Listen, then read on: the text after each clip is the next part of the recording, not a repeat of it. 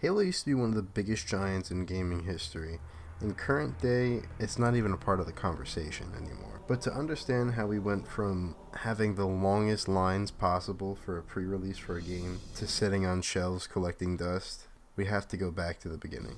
All the way back to the Macworld unveiling in 1999, where for the first time we got to see OpenGL showing real-time rendering of Bungie's latest project, Halo. And once the world finally saw what Bungie had to offer with Halo, magazines were printing that it was going to change gaming forever, and the rest of the industry also felt this way. When Steve Jobs was hesitant to acquire Bungie, Microsoft immediately took their chance at acquiring them, and that led up to the Halo Combat Evolved that we know today. It was a huge success and delivered on all of its promises on changing gaming. And then they went on to produce Halo 2, which had a lot of problems during the development of the game and a lot of cut content, but ultimately, the fan base claims this to be one of the best games ever made by Xbox. And this is where we really started to see hype for gaming, where people would line up outside just to be able to grab a new copy, or multiple kids having LAN parties with their friends from school.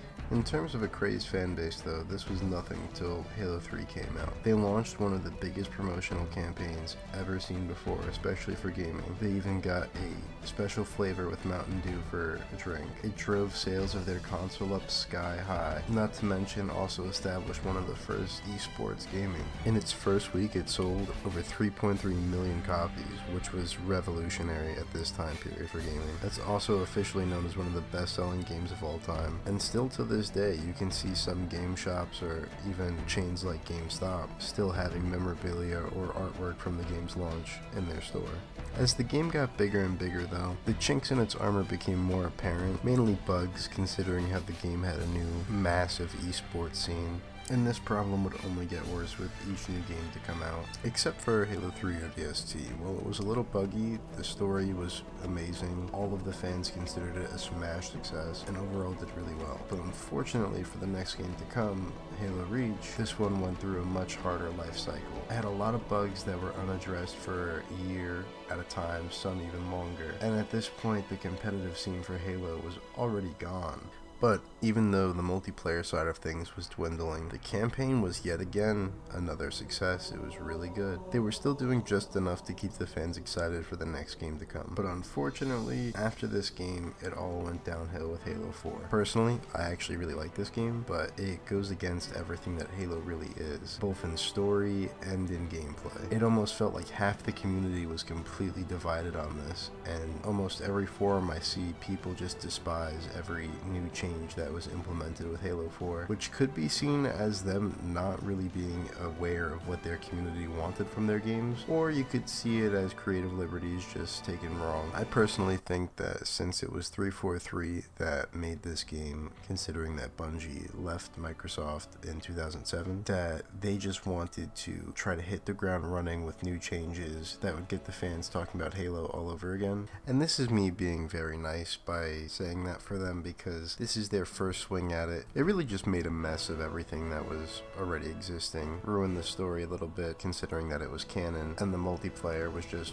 ruined for us to play. Now I remember around this time period as a kid, I was actually let down with 4 even though I enjoyed it. I liked it more as a Call of Duty than I did a Halo, but I always liked what Halo was at its core. And I had a lot of hope that they would be able to fix everything and learn from their mistakes their next game, considering that this is like their Sonic or their Mario. But their next game, Halo Infinite, was an actual flop.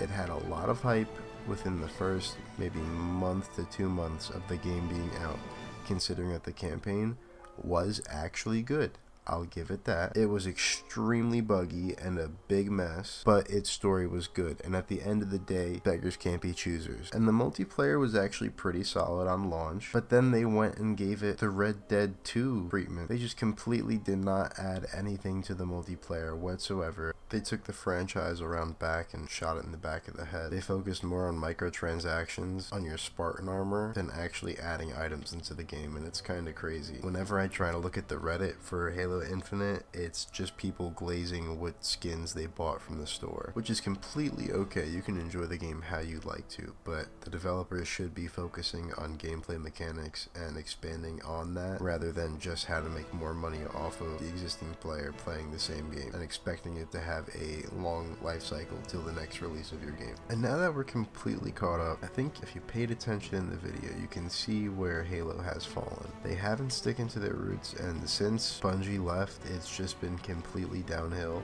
I don't think 343 is incapable of making a good Halo game.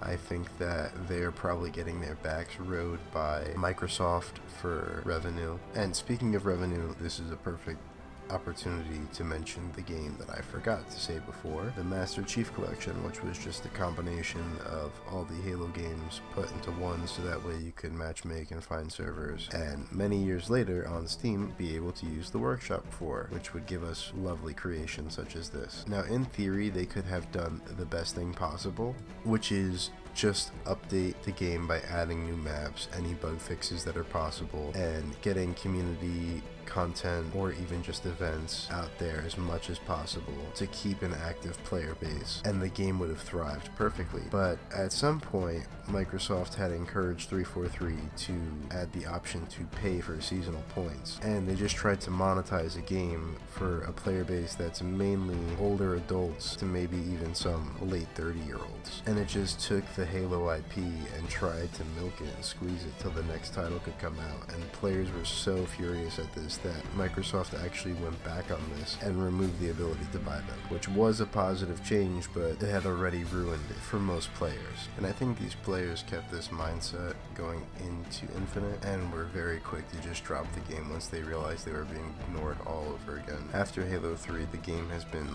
losing players more and more each year and not gaining any new in return. Personally, I think if they don't reinvent the wheel on this next game and hit the ground running, this could be the very last Halo game that we ever get, which would kind of suck because I feel like it's a great IP, there's a lot you could do with it, and I think if it's in the right hands, it could have a masterpiece easily. But that's going to be it for this video, guys. Thank you so much. Please leave a like and a comment down below if I had a cardboard take, or if you agreed with me.